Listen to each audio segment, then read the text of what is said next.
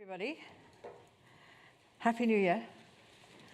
I want to give everyone a warm welcome to our members, our friends at Chatham House, where we've been convening on these big issues in international relations and conflict for over 100 years now.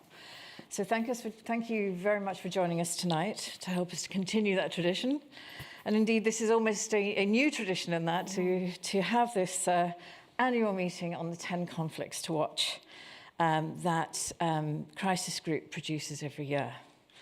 My name is Patricia Lewis. I'm the Research Director for Conflict Science Transformation and the Director of International Security. And I'm delighted to welcome you back to Chatham House, Dr. Comfort Iro, who's the President and CEO of Crisis Group, but the first time doing this particular new tradition. So before we begin, a few important points. One is that the discussion is on the record and it's being live streamed. So welcome everyone to the live stream. I've got a laptop here where I can see questions, and for those who do want to ask questions individually, please let me know that. That would be very helpful. Or if you want me to read them out, let me know that as well. And for those who want to, we do encourage you to tweet, and please use the hashtag #CHEvents, and if you can, at Chatham House, give us a little bit of a shout out, that would be helpful. So this is a highly anticipated report every year at Chatham House, I think. The 10 conflicts to watch, which is published by Crisis Group. And there's no better person for this than Dr. Comfort Iro, who is the President and CEO of Crisis Group, and who's spent her entire career working on or in conflict-affected countries. And Comfort, you've been in post now for a year, yes. Right? But you first joined Crisis Group in 2001, and you've had a long association with Crisis Group. You've also served as Deputy Africa Programme Director for the International Centre for Transitional Justice, and you've been Political Affairs Officer and Policy Advisor to the Special Representative, the Secretary General at the UN Mission in Liberia. And of course, you have a PhD from our very close neighbours, the LSE. Thank you. You know, we've known each other for, I don't want to talk about how long, but it's a great pleasure to have you in this capacity back at Chatham House. So Thank you really very much. Warm welcome. And I'm going to start by asking you some questions and get into a conversation, and then we're going to open up to the floor, because you will all think I've done a completely inadequate job of asking the questions, so I'm sure you'll have some great ones to ask. So I thought we'd start by you telling us about this year's 10 conflicts to watch. You know, how have we come up with this particular list? What's the methodology behind it? And how does it compare and contrast with last year's list? What's missing? What's gone up the agenda? And how did last year's list pan out in terms of how good were your predictions? I mean, Ukraine, yes, absolutely. So we'll give you that. But what about the rest? Thank you very much. And really, it's a pleasure to be back here, but this time as capacity leading Crisis Group. And also thank you to Chatham House for continuing the partnership where we launched the 10 conflicts to watch over here. And it's really nice to see some familiar faces, Leslie particularly, our good friends here in the front as well. Let me start by explaining the methodology, because that really never necessarily changes.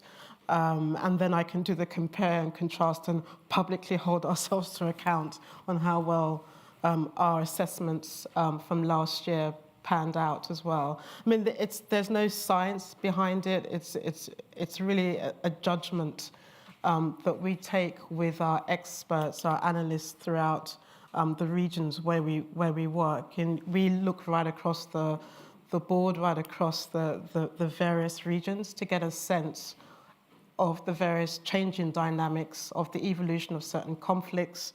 What is definitely at the top and never changes for Crisis Group, given our mandate, is that it's really about the number of people suffering, dying, the humanitarian imperative behind a number of these conflicts. And when you look at the figures by the UN itself, by the Office for Humanitarian Affairs, you begin to understand why it's not a surprise that some of the conflicts that we put on our list are there just because of the sheer humanitarian and human toll, and that's increasing, not decreasing, as we continue this, sadly, continue this watch list as well. But beyond that important dynamics, there are, I think, when we look across the board and when we speak to our analysts in the various regions, whether it's Latin America or the Middle East region or Asia or Africa or Europe as well, there are at least three things that sort of that explain why we've got the 10, but also why we had the 10 of last year. The geopolitical significance is right at the top. And it also explains why twice in a row Ukraine is at the top, because the fallout and the ramifications and the geopolitical significance of Ukraine. But it's not just Ukraine that has that geopolitical significance, whether it's Yemen, it's Iran, it's the Great Lakes region where you've seen a proxy war playing out. That explains why those countries are featured in our 10 conflicts this year. I think the other significance is where we see opportunities for peacemaking, where we see opportunities to drive through or find a pathway to peace. So explains why Ethiopia was on our list last year and this year. Different positions, but nonetheless it's on the list last year. And it's also why Yemen also was on the list. What binds those two countries together was that there was a truce last year, both of them broke down. Now we have opportunities again for peace in Ethiopia, and a great deal of question marks over that, and we can talk about that later as well. The other reason or the other methodology that drives our conflicts is also just the changing dynamics on the ground, ever flowing in, sometimes in the wrong direction. Explains why Haiti is on the list as well. Sometimes going in the right direction, but oftentimes we see just a deteriorating circumstances as well. Also explains why we've put Taiwan on the list, because we're warning about something into the future. Even if we don't see the near and present danger today, there are trend lines that are very disturbing, particularly around major power tensions that then means certain conflicts are intensified. Now to what we said last year and how I don't know if I'm the best person to judge. I'm looking at the list now from last year as well. I think the very first thing to say, British, is that even if it's not on the list this year, and even if it's on the list last year, it doesn't mean that conflict is still not of concern. I think at the end, what drives our analysis is that we're saying to you that we're not saying that this is an inclusive list or this is an exhaustive list, but we are saying that this is the 10 conflicts that our experts believe that you should be paying attention to this year. That doesn't mean that because Israel-Palestine is not on the list this year that the troubles over there are no longer important. They are. It also is just a sad reality that there's so much to choose from today, that there's just that the international peace and security landscape is going in the wrong direction. Now we have a war in Europe, the ramifications of that as well. So this is not a good moment to be talking. And even though these are 10 conflicts, they are simply what we believe you should be watching, but it doesn't mean that all the other concerns are off the table. It's also conflicts that we believe that are sometimes below the radar, that we try to bring back onto the radar of international attention. And also, as I said, ones that we think requires concerted international action. The one conflict that a number of people last year, a number of people asked us why we didn't put North Korea on the list. This year, I've noticed, just by looking across what's coming through on the social media, a number of people have asked us, why didn't you put Myanmar on the list? And there are good reasons why we should have included Myanmar, but we also needed to think about other conflicts in the Asia region that are of concern to us, and Pakistan, therefore, was put on the list partly because of the political tensions in the country, but also just the dire consequences coming from the tremendous flood that took place in the country and the economic woes that accompany that as well. So I'll be quite interested to hear people's perspectives, but that explains what's on the list last year and what's not on the list. My final point about the comparison with last year and this year is Ukraine. I mean, sadly, for crisis group, one doesn't want to boast about tragedies, but we were very clear last year that take Putin at his word. He wasn't bluffing, that there would be some kind of military adventurism, the scale of it, the depth of it, how long it would last, nobody could predict. I mean, some thought it would be a quick victory, but we were very clear that there would be some kind of military adventurism from Putin, and the groundwork had already been laid in the years leading into that as well. Yes, I think that's a really good point. I think many of us were very worried a year ago. It was clearly hotting up. But I think the global ramifications of it, for example, and this is one of the key things about Russia's war against Ukraine, which I find, we didn't really fully understand. Obviously, there were all the sanctions, which, were really important, but have all sorts of global ramifications. There's the issue of resources, there's the issue of energy prices, food. So, I was recently in Central America and became aware of how far away Europe felt to me. And I think that's very true for many countries around the world, even though it's having direct impact on them. So how do you think the rest of the world understands these global ramifications, and will that change the way in which other countries that are far away, we often ignore faraway conflicts here, right? Yeah. And it's quite understandable that they would also not feel connected to a conflict in Europe. But given the global ramifications, how will that change and shift over time? Yeah, in fact, I think one of the most sort of glaring factors that emerged that has emerged so far out of Ukraine is just the extent of that ramifications, and that there are different ways in which you can look at it. I mean, what you're pointing to is how the rest of the world outside of Europe has viewed it, whether it's in Latin America or Asia or Africa, and there's been a tendency to sort of lump a number of countries together under the Global South and speak of the Global South as having one voice, and then a number of people have talked about a non-aligned redux, a number of people have talked about a return to Cold War politics, a number of people have spoken about the West versus the rest. And I think what is very clear is that the way in which the West wants the rest of the world to view the Ukraine hasn't panned out in the same way. What I've been very clear about, at least when speaking about it, from the so-called, and I say so-called Global South because we haven't found another way in which to explain it, although I think we should just talk about the regions in themselves. When I've been asked to think about it, at least from the Africa context, I've pushed back against some notion or some assumption that somehow a number of countries or the continent itself doesn't understand what is going on in Ukraine. So there is an understanding that this is aggression. There is an understanding that this is an invasion, that this is a threat to the political integrity, there's the sovereignty of another nation, and that those principles that are embedded in the United Nations Charter are not up for grabs. That none of these countries who may have a different view about what Ukraine means, they are not contesting these principles of political independence, of sovereignty, of territorial integrity.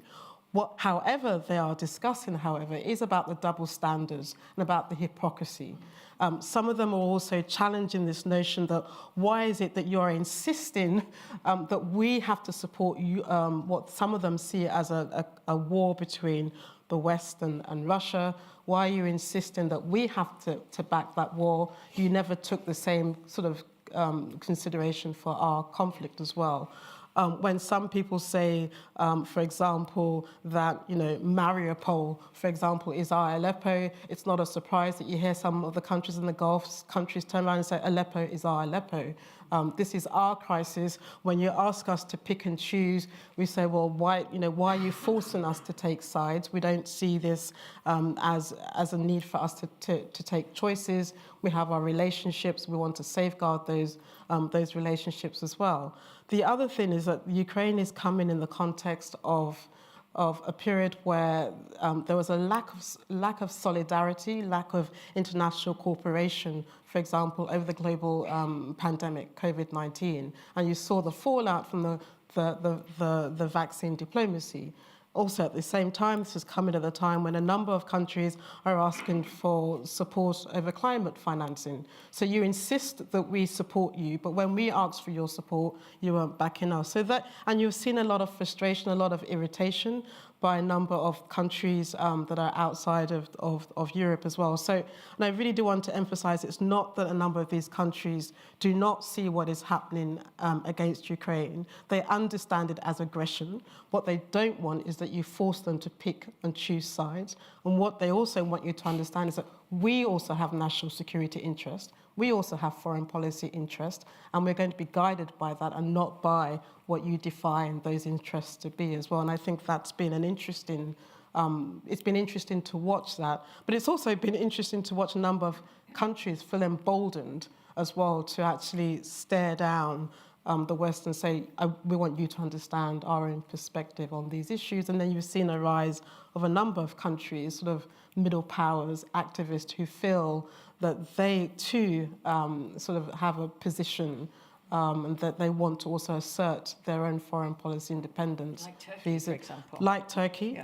Yeah. Turkey, interestingly, and I would put that I'd put it in the camp of sort of middle powers, very activists in its own position, played a very assertive role in terms of diplomacy in Africa, for example, has been trying to strike a balance between its position in NATO, its relationship with Russia, being one of the outside powers with Russia in Syria, but also playing a very important role in terms of the Black Sea grain deal as well. So it's that's one of the rising middle powers, and watching how it's asserted its own foreign policy, even on the question of Finland and Sweden coming into NATO, and how it sort of was very vocal in terms of its own demands vis-a-vis the entry of those two countries into NATO.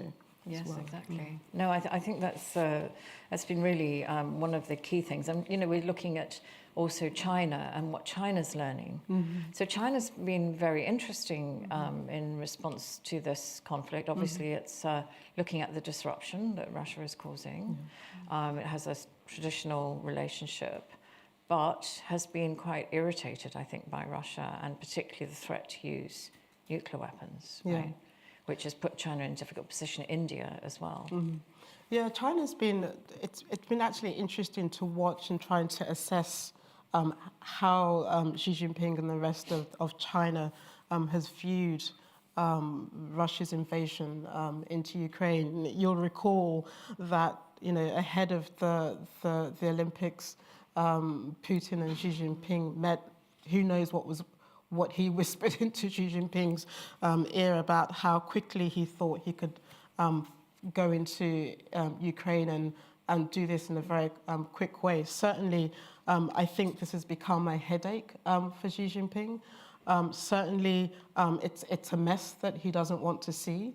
Having said that, and what we emphasize in the 10 conflicts is that despite his frustration or irritation or dissatisfaction in the way in which Putin has handled the crisis, he's not going to publicly undercut Putin and his war in Ukraine. He's also not going to compel or force Russia into any form of negotiated settlement. He's not going to make life easier for the West, for example. But at the same time, our sense is that Beijing is also not going to want to provoke the West any further. And it's also interesting that both him and both Xi Jinping and Chancellor Scholz were very clear on the question of the use of nuclear weapons. I think that really did make Beijing very nervous as well. And I think there are other sort of ramifications for China when it looks also in its own neighborhood as well, and other sort of geopolitical ramifications tied to Taiwan, for example. A number of people have looked, therefore, at how China would deal with Taiwan because of, in the context of Ukraine, so, question marks about the heavy price that Xi Jinping and China would pay should it therefore mount some kind of escalation on Taiwan. It's seen the impact of the sanctions that the West has imposed, very maximalist as well. Presumably taking steps to protect itself in the longer run. Taking steps to protect itself, not giving up on Taiwan, but necessarily taking those steps to protect itself, but very nervous so far about what it's seen in Russia. And you made reference to India, another one of those countries that we would put in that sort of middle power activist country, but another one of those countries that the West, in a sense, privately has been dissatisfied that, India sort of kept that relationship pragmatically with Russia in terms of arms. But at the same time, India is an important ally vis-a-vis, against China as well. So the West may be sort of wanting India to sort of be in its own camp, and it's certainly there in terms of security and a close ally to the US in terms of security, but at the same time, India striking a very delicate balance, and also at the same time calling out Putin and talking about the danger of war at the same time. So again, it's that pragmatism that a number of these middle powers play according to their own national security interest and what makes sense for their own domestic and national impulses as well. Well, maybe we could move and to look at Ethiopia. You mentioned Ethiopia and Tigray earlier, and you've been flagging this for quite some time, and we've seen a lot of movement over the last year in terms of attempts at brokering peace. How do you see the potential for the whole peace process in Ethiopia and Tigray? Because the original attack, although there'd always been this tension and this dispute, but nonetheless, given the Nobel Prize, etc., there was all this optimism about that, and then it was similar shock in a way to Russia's invasion of Ukraine to a lot of people. So how do you see the future of that going forward? And of course, the real importance of Ethiopia in Africa and for the rest of the world. Yeah. One of the things I did last year, and I noticed he came into the room, Nick Westcott asked us a year ago sort of a similar question when the Royal African Society was having its own debate on the question of Ethiopia.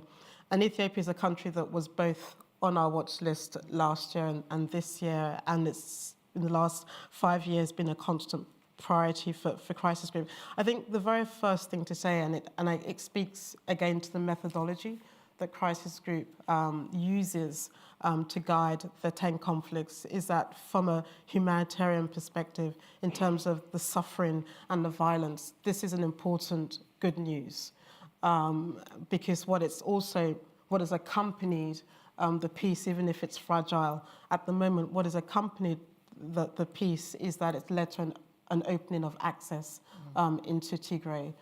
Astonishing, devastating violence, sexual violence, devastation of infrastructure, starvation. The return, if you remember, Patricia, in the 80s was dominated by famine, and the idea that we were talking about famine again at a time when people were celebrating the birth of democracy or democratization in Ethiopia has been quite devastating. There was the terrible Ethiopian Eritrean. Exactly. So this is. So I think that we should note that that's an important news. Now, as to the future and the viability of the peace process, I mean, I don't want to say it hangs in the balance, but there are a number of unresolved questions and a number of unresolved issues. We were very concerned when the peace, part one of the peace deal, I think it's safe to call it, was signed in Pretoria, huge sigh of relief. But there was a sense in which it was a victor's peace, a victor's, outcome for Prime Minister Abiy.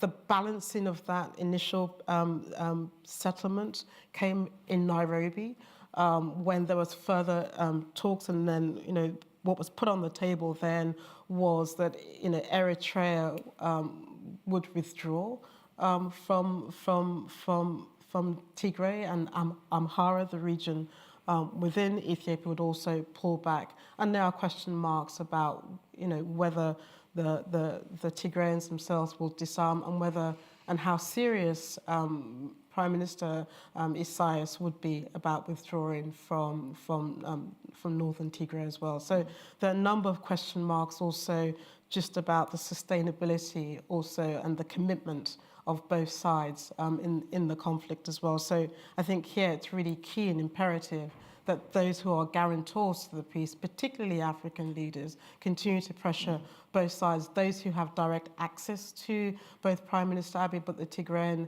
leaders. It's also important that we make sure that the humanitarian corridor is left open. It's good that there's now some domestic flights going into Tigray, but we're not out of the woods yet. Last year we had a truce that quickly turned into a war. And now, I think the big question mark now is whether, Isaias can be trusted to pull back, whether the Tigrayans will disarm, and whether Addis as well will keep faithfully committed to Pretoria and the Nairobi peace deal as well. Crisis Group have people all over the world, right? Mm-hmm. This is one of the most interesting things about the way in which you work. You have people really plugged in, working on the ground, feeding back information that allows you to do this type of analysis. And so are there any other conflicts that you want to highlight? We can get into some more specifics, I guess, from the questions. But are there any ones that you want to highlight, either in Africa or in other parts of the world, that's on this 10 conflicts to watch before we go to the floor? Thanks for asking. The other one, in the time that I've been at Crisis Group, and much of that was as Africa Programme Director, of all the conflicts that was that is focused on Crisis Group was always the Democratic Republic of Congo. It has never, I was trying to see if it ever appeared on any of our watch lists, and I don't recall it appearing on the watch list, and this is the first time it has appeared. And if you recall, at the beginning, when you asked me about the methodology and what guides us, it said one of the key things that guides our decision is the geopolitical ramifications of any particular conflict. And here, it's not just the DRC, but it's the Great Lakes. And that region is back on the table for us in a very significant way. We are talking at a time where the country is on the eve of elections this year, where we're seeing the resurgence of the M23 former sort of ex-Congolese army soldiers, mainly Tutsis, where the UN has reported that Rwanda continues to support this insurgency, where Felix Tshisekedi, the president of Congo, is trying to reassert authority in the east, and has brought in and welcomed Uganda and Burundi, and out of frustration, Rwanda sees this as a threat, both economically, politically, and from a security perspective. So we're watching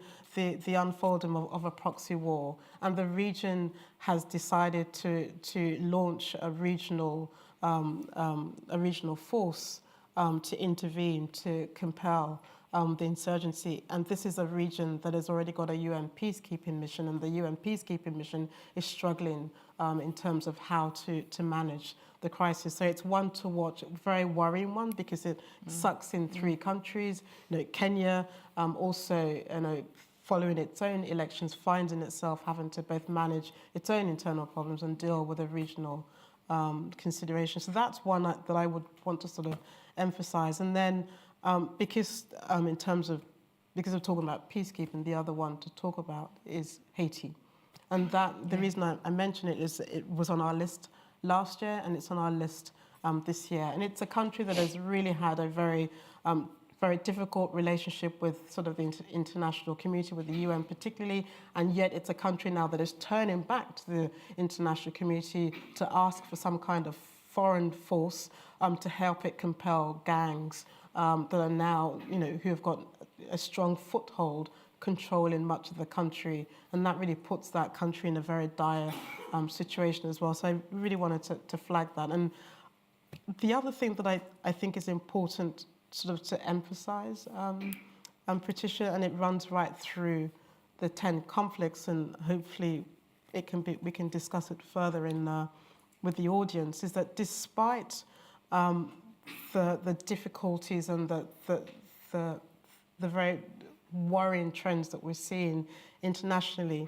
multilateralism hasn't completely died. No, and in fact, I think there's a reinvestment. There's been, and how ironic, that a number of people are now defending multilateralism. Last year or the year before, under the previous Trump regime, there was a backlash, and we talked a lot about how dysfunctional the Security Council is, and yet we've seen in the last year or so that although there's been struggles and the dysfunction is still there in the Security Council, it's managed to compartmentalize a number of issues, and it's managed to the machinery is still working, and out of it you saw a very activist UN Secretary General deliver the Black Sea grain deal and other things that are very important, whether in terms of climate security or even in Ukraine. So it's not all been bad and gloomy. There's still some things that are working, though we can talk about the quality of the institutions. And as Bronwyn pointed out last night, the General Assembly has had a new lease of life as well. A new lease of life. 3 times I think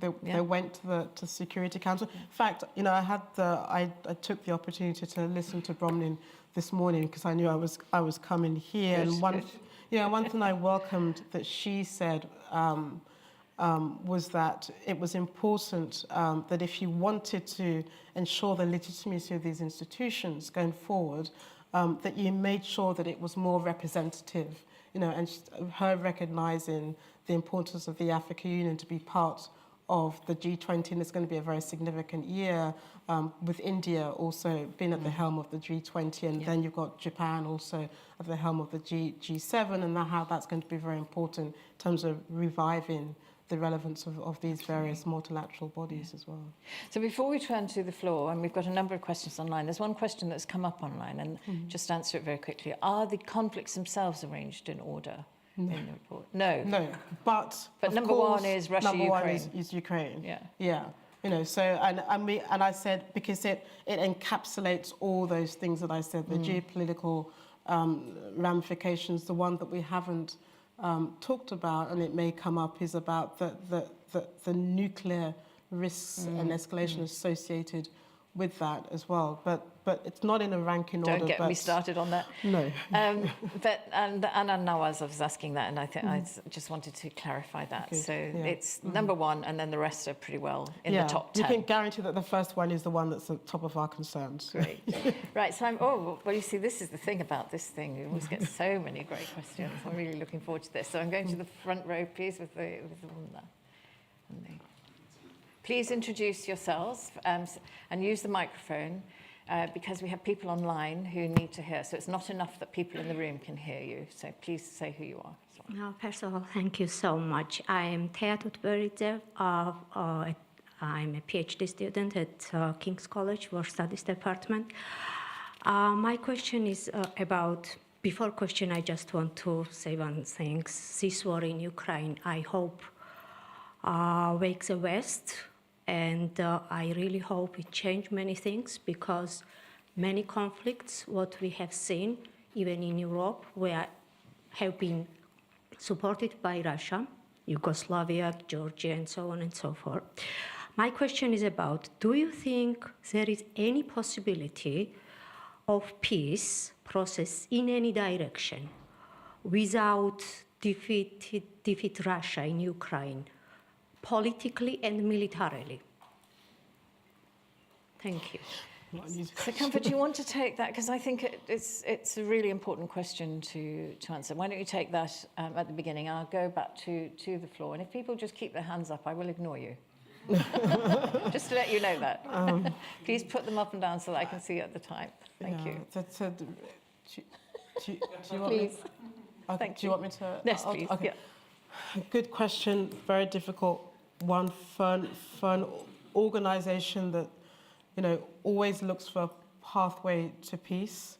One would hope that there will be a settlement that also includes Russia, not defeating Russia. You know, I think a Putin, Russia that's got his back to the wall, that feels imperiled, that sees no way out, is a dangerous Putin, is a dangerous Russia. So I would hope there would be some kind of settlement. What that looks like, we can't go ahead of Ukraine in terms of what that looks like. I mean, I think Ukraine has been very clear on its demands, but also Russia has been very clear on demands. I think the worst case scenario is one that leads to some kind of victory.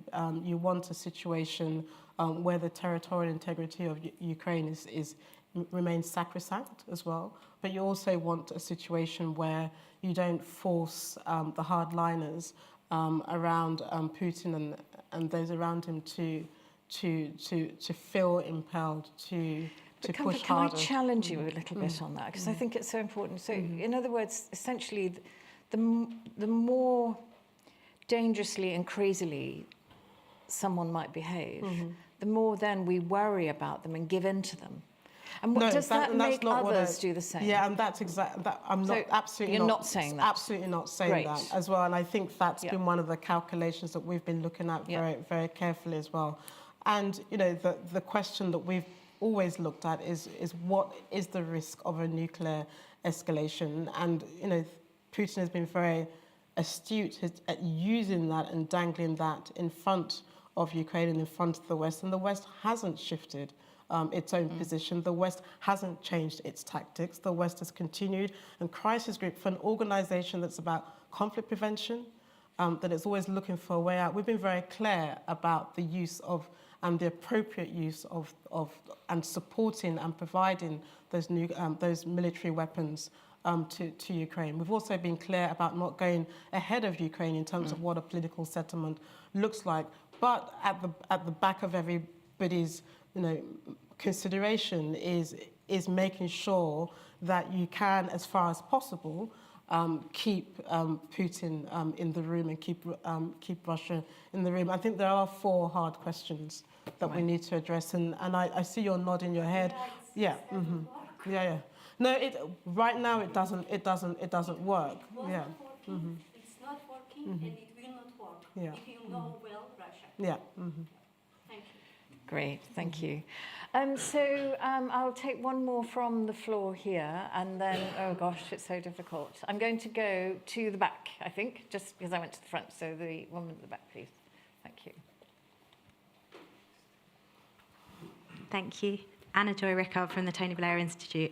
I focus on the Sahel, but I'm interested in looking at conflicts across the globe. And there's an interesting dynamic I find where geopolitics is changing, the world is changing, and ties between countries are changing. And yet, when you look at a particular conflict, you'll see, as you're rightly emphasising, you have the country leading that, the regional response to it, and then you have international actors, particularly the West, interacting with those conflicts. And often that is based on historical ties. So in the UK, even in this room, although it's very international, in the UK there'll be a lot more familiarity with certain conflicts that you're talking about rather than other ones. And I'm interested in, how do you see that as Western actors look at conflicts around the world? Do you encourage those historical ties where it's understood? Do you think there should be shifting and changing as geopolitics changes? I'm interested in your thoughts around this. And then I've got another question from online who I'm not sure if Kieran O'Mara, if you want to speak or whether you're happy for me to read it out. So I'm not sure how quickly that can be done. I'll read one more before we decide that.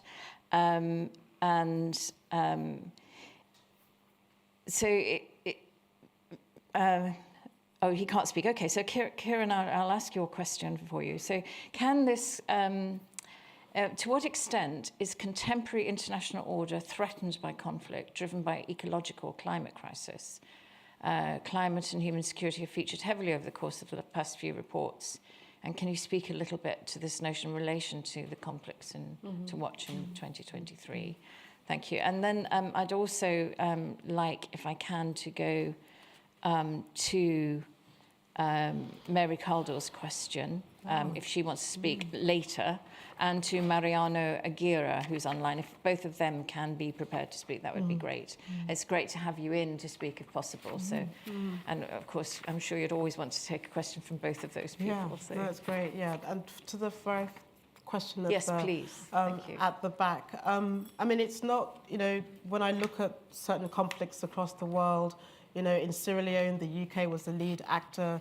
And one of the things that Crisis Group said back in 2020, that, the US should step into Liberia because of its own historical ties there, because France also was involved in Ivory Coast. So often, and this was in terms of the Security Council, and you wanting a lead nation and oftentimes those lead nations do have the historical ties that you were alluding to. I wasn't sure whether you were inferring that sometimes those former colonial powers then become problematic actors in terms of what we're seeing in the Sahel. I wasn't quite sure otherwise what the question was that you were trying to ask, but it's not a surprise that you see former colonial powers are the ones that are actually at the forefront of conflict prevention, resolution, or part of the problem, as we've seen also in the Sahel, and I can extend that to other regions as well, but because you specifically mentioned the Sahel. Yeah. No, nobody can hear you online if you don't take the microphone. Sorry, thank you. Yeah, it's a question, for example, as the UK looks at various conflicts around the world, as geopolitics shifts and changes, but a government only has a certain amount of bandwidth and resources. So are we encouraging a country like the UK to keep looking at the evolving conflicts, or does it need to choose? How does a country prioritise? Yeah, I mean, it's a good question. How does a country prioritise, especially when that country is also just hobbled with so much domestic problems as well, which is what's happening in the UK, and I'll stop there. And many other countries as well. So I'll stop there because I may go down the wrong. So part of that narrative, of course, is climate change. Yeah, where the UK has been taking quite a lead. And to be fair as well, although we got a little bit nervous in terms of was he going or was he not going to COP27 and all the unnecessary politics about there and about that as well. So the UK has played an important role, and I hope it continues to play that role. I mean, so climate change, for the first time under my predecessor, Rob Marley, was put as a conflict watch, and I think you led the conversation as well. And it continues to be what I would consider, to borrow Nick's Westcott's line when we were briefing the UK, Nick talked about one of the most significant mega trends that we needed to keep an eye on, certainly at least in relation to Africa, was climate change and climate security. The other mega trend being the COVID pandemic as well. I mean, we're not saying there's a direct causal link between climate change and climate security, but what we are seeing is that in a number of fragile countries, but also globally, this is not necessarily specific to countries that are at conflicts already, but we're seeing changing weather patterns and how that's also impacted, and that's even in America or Europe. We're seeing floods and droughts, Pakistan, very devastating. And we're seeing countries that are fragile, that are vulnerable, not having the resources, the capacity to manage the consequences as a result of climate change. We're also seeing think one of the drivers of conflict, for example, in the Sahel, particularly also in Nigeria, the herder farmer crisis is also about sharing land and sharing resources and how a country manages those resources. We're also seeing a very devastating situation today in South Sudan, where a flood in one part of the country forces people to move to another part of the country. Which part of the country they move into? A country, a region that's already affected by and is already in the midst of fighting as well. So it's why we have made a very big push for actors to begin to understand the link between climate security and fragility as well. And then was there another question? Is that Mary's we're going question? on to I hope hear from Mary Caldor and Mariano Aguirre. So I'm hoping that they'll be able to speak. I'm here. Oh, Yes, good. Nice to hear you, Mary. Can you see me? Actually, I just asked a question, and I don't know if you want me to say anything Yes, as please, well. if you could ask the question. But can you hear me? Yes. Yeah. Hear you loud and Okay. clear. So I'll ask my question, but also make a comment on the negotiation point and see what Comfort thinks. The question really was, when you were talking, Comfort, about people in the rest of the world who do understand, and I've heard so many people say that from Jordan and from Africa, that Russia is the aggressor. The idea that at the same time you shouldn't take sides seems to me quite contradictory. I completely share their views about the hypocrisy of the West, and when the West is calling for Putin to be tried for the crime of aggression, I still would like to see Bush and Blair to be tried for the crime of aggression in Iraq, which really is the beginning of a lot of our troubles. So I think one can make that argument, but it seems to me that there's something strange about saying you don't then take sides.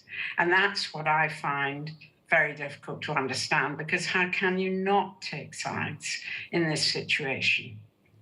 And the other issue it relates to that was your exchange about negotiations.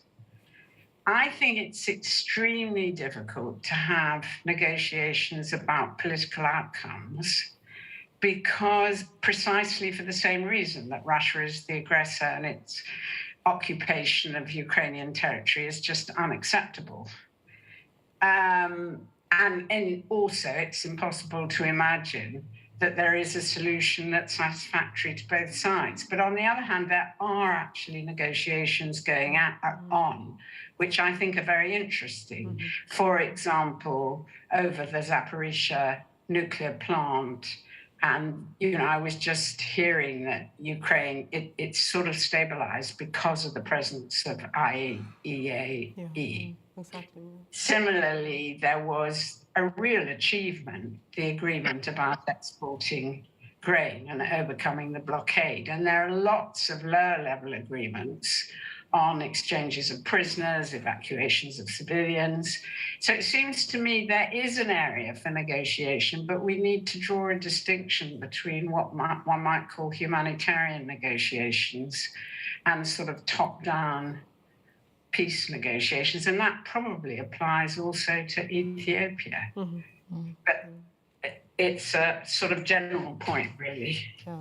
Thank you, Mary. I'm going to turn now to Mariano Aguirre. He's looking at the abandonment. So, Mariano, if we could. Yes, you, please. can you hear me? Yes, we can.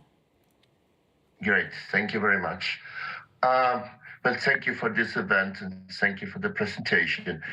Do you think, Dr. Enu, that Haiti is an example of what I consider a strong trend by the big and medium powers to abandon countries that have no resources to offer and that their domestic situations at the same time seem impossible to manage? And for medium powers in this case, I would like to remember that some years ago, a series of countries in Latin America, they decided to to go against some kind of taboo in Latin America, and they built up an intervention in Haiti under the UN flag, led particularly by Chile, Brazil, and Argentina. But in this moment, there are no countries at all, starting with the US and the Latin Americans and others, to be in Haiti and to implement any kind of intervention, with all the difficulties, of course, that an intervention in a country now dominated by gangs could have. But I would like to have your opinion about it. And by the way, listening to Mary Calder, I think that there is a kind of parallel in this moment with this trend against any kind of negotiations in Ukraine and against any kind of intervention in Haiti. And perhaps it's just I'm wrong, but I think that there is something similar in these two kinds of negative positions towards toward this kind of situation. Thank you very much. Thank you, Mariano.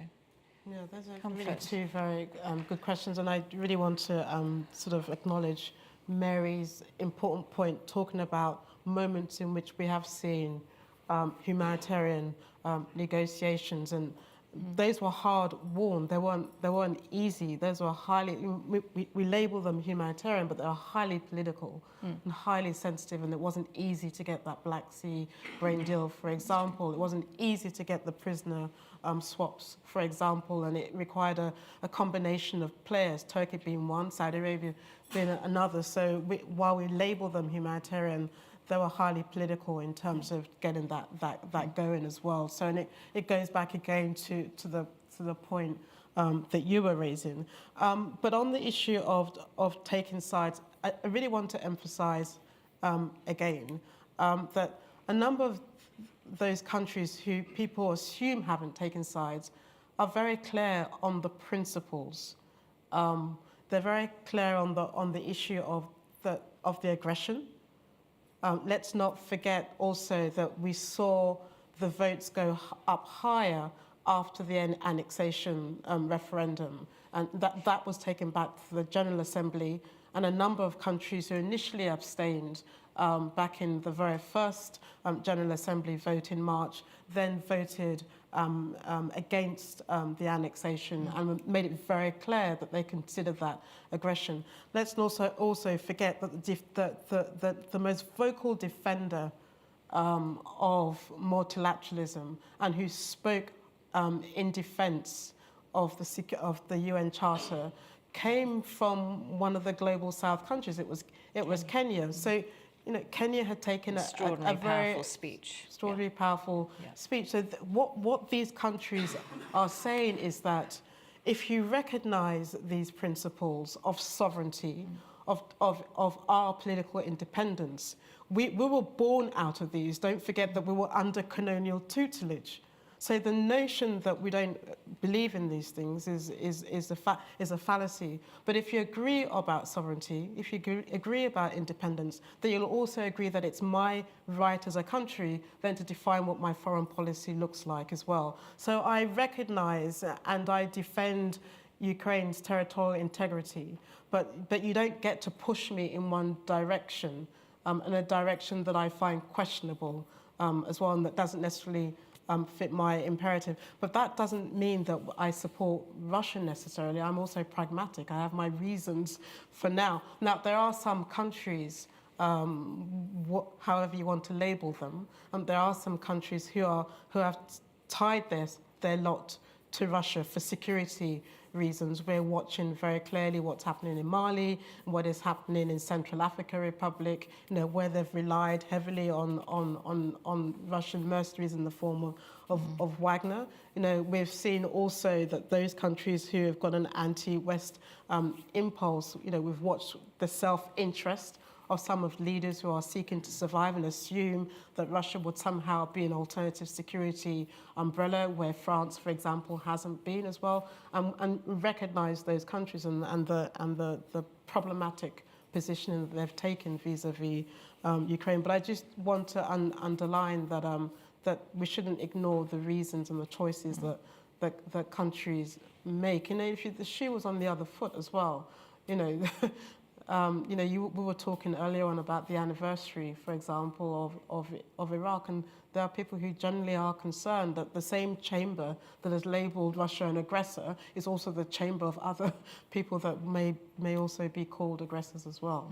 So This just is to the point recognise Mary that. was making as Yeah. well. Yeah. On Haiti, I also completely agree.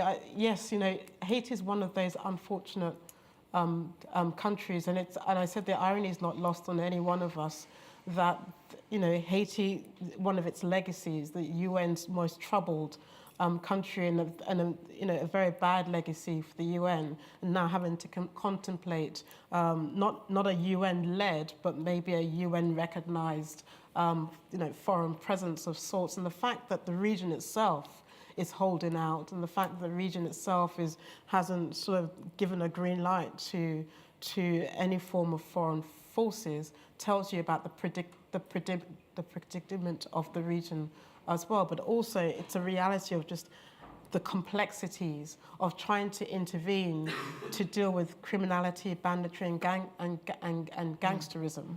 You know, in an urban setting, you know, what kind of forces, what kind of troops, what kind of elements can you put into that situation and hope for a good outcome? So it's a difficult conundrum, but it's the gravity also is not lost on a number of countries. But the US is not going to do that. Its checkered history means that it's not going to play that role as well.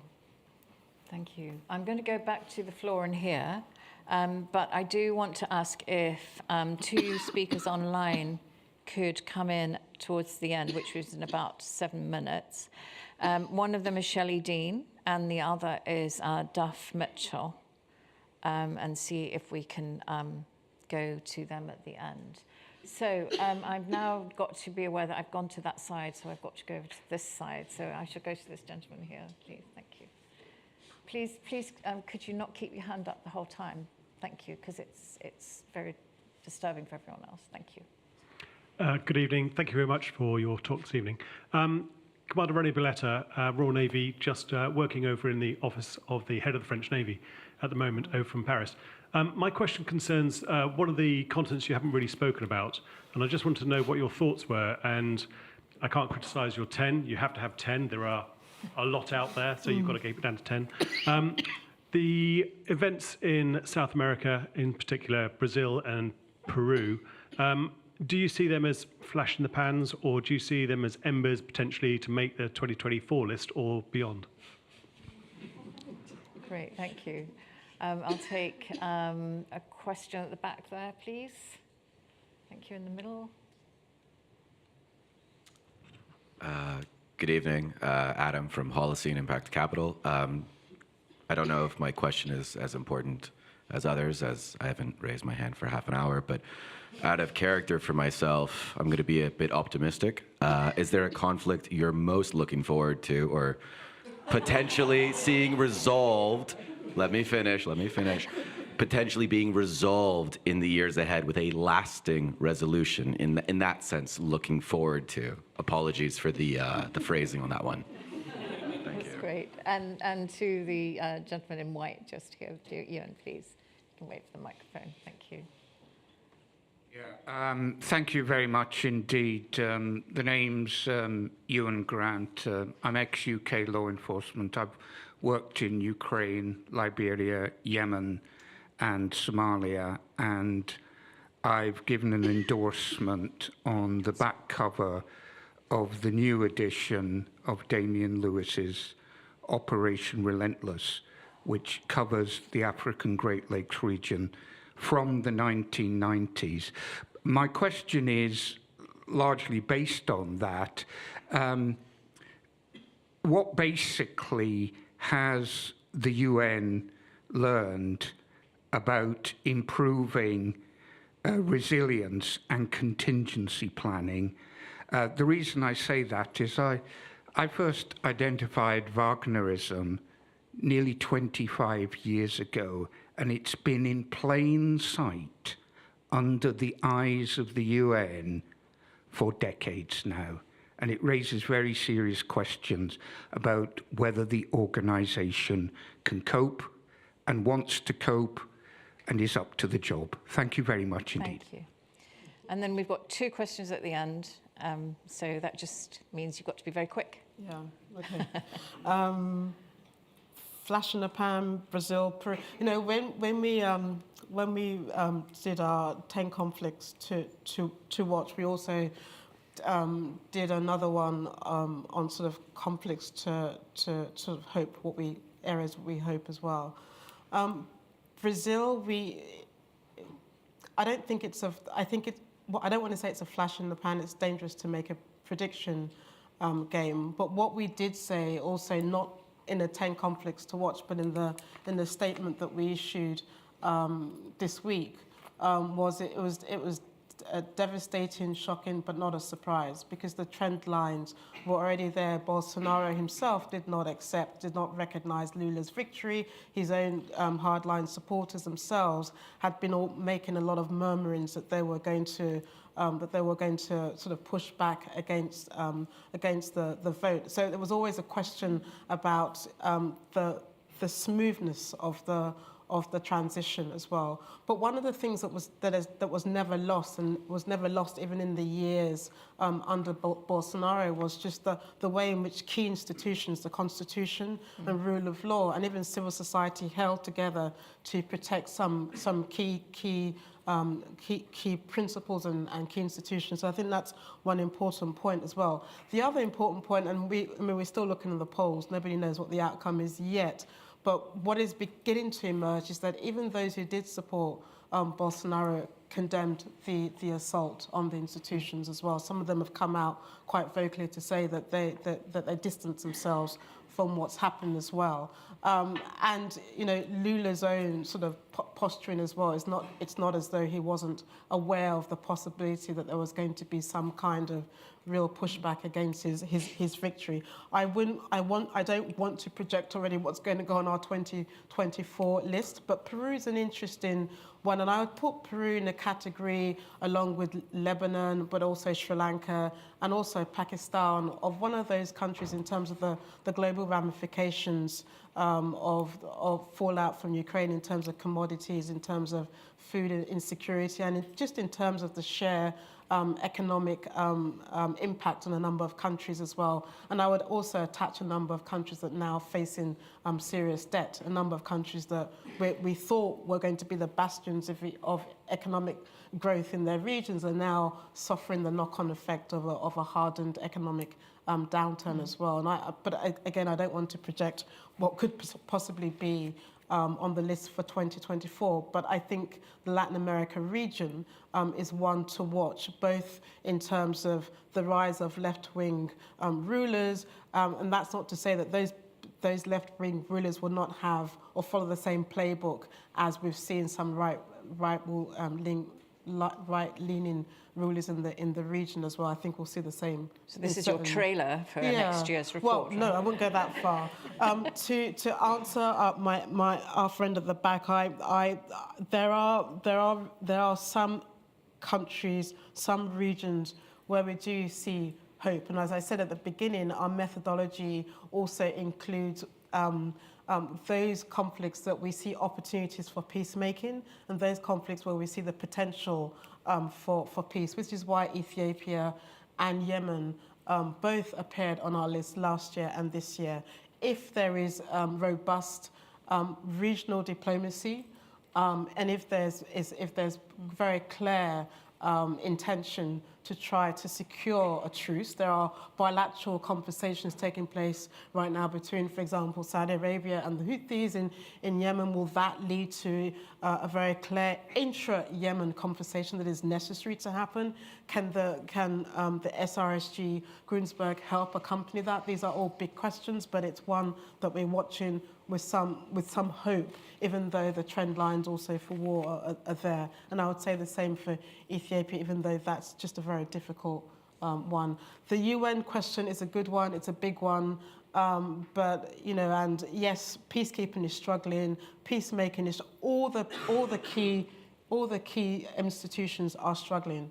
and the UN is part of that, but it's also been resilient. And oftentimes we take all these crises to the UN because there's still some idea that the UN is an important multilateral agency, despite how dysfunctional parts of it is. The humanitarian agencies still play an important role, the development still play an important role. So I wouldn't rule it out, but I also recognise the question that you're asking, and it's an important one as well. So we are over time, but I am going to go to our two speakers. So Shelley Dean can't speak, unfortunately, which, as she said, is a rarity. But she wanted to ask you about, can we identify newly discernible trends and tendencies in conflict escalation over the course of the crisis group? And maybe that's one for the future. And then I'd like to, and with connection with that, I'd like to go to Duff Mitchell, or Mitchell Duff. I'm not sure which way around that is. Excuse me if I've got that wrong. But please, if you wouldn't mind speaking and asking your question for the last one. Yes, can you hear me? Yes. Can you hear me? We can. Okay, thank you. So it's Duff Mitchell, Chatham House member, speaking to you from Canada. My question has to do with methodology for your list. With respect to conflict methodology, could the crisis group be undercounting conflicts when it focuses on individual conflicts as opposed to cluster of conflicts? For example, while individual conflicts in Nigeria may not rise to the level of other individual conflicts elsewhere, would not the fact that there are multiple security threats throughout the country, with insecurity threatening the very viability of the state, require that the country be put on a watch list? Thank you. Thank you. And indeed, in other reports, you've mentioned the Sahel, for example, as a region. And the one thing I would say, just in terms of methodology, is that the other thing that Crisis Group does is we have this 10 conflicts to watch, which is global. Yeah. In a few weeks' time, we will issue European Union global conflicts to watch, which are for the EU partners, and it goes back to a question that our friend at the back asked about lead nations, and these are ones that we think that the EU itself is in a good position to drive as well. And then we have another set of watch lists that is for the African Union, when we believe that the African Union could play a role. So this is why I say that, we have the 10 conflicts, but there are other conflicts that we're watching. In Nigeria, for me, elections this year, multiple security crises. You said it, the speaker himself said it very clearly. The fact that Nigeria is not on the list does not mean it's not of concern to us in Crisis Group. And every single year we write on Nigeria. We don't miss a beat on Nigeria. And in terms of the conflict trends, we're living through them right now. I think one of the big ones are the big mega trends that really transcend multiple borders. And here I will bring back the climate security is another one. But the other thing I would say, and I would like to live on a slightly note of optimism, is that despite all of this, and we've talked, and Bronwyn mentioned it herself yesterday about international institutions, is that one of the important things that has emerged is that, interestingly, we've all come back to multilateralism as a way out of some important crises. And despite what we may say about the UN, it's still become an important and vital centre. But other important vital centres, the G20, the G7, have become important factors because of the ascendancy of middle powers like Brazil, like Turkey, like Saudi Arabia. They've become important players, and we need to keep an eye on them as well. So. Well, Comfort, you didn't disappoint. It's a tour de force, slightly over the hour, but I think I have a sense that we could have gone on for longer with the questions, online as well as in the room. Thank you so much. Thank you. Thank you so for putting yourself with these 10 conflicts to watch. I think that we need to do an integration over the last 5 years, and I would love to do a bit of analysis of what you got right, what you got wrong, and what is still there that needs to keep on. But it's such an important thing to do, and that ability to be able to sort of put these 10 conflicts down and make us think is the most important thing, to make us think about what those are, the underlying trends, how we might solve them, because that's a critical component. So thank you so much for coming again. Or rather, thanks Crisis Group for coming again, and thank you for coming in your capacity now as CEO. So really brilliant. And please join me in thanking you.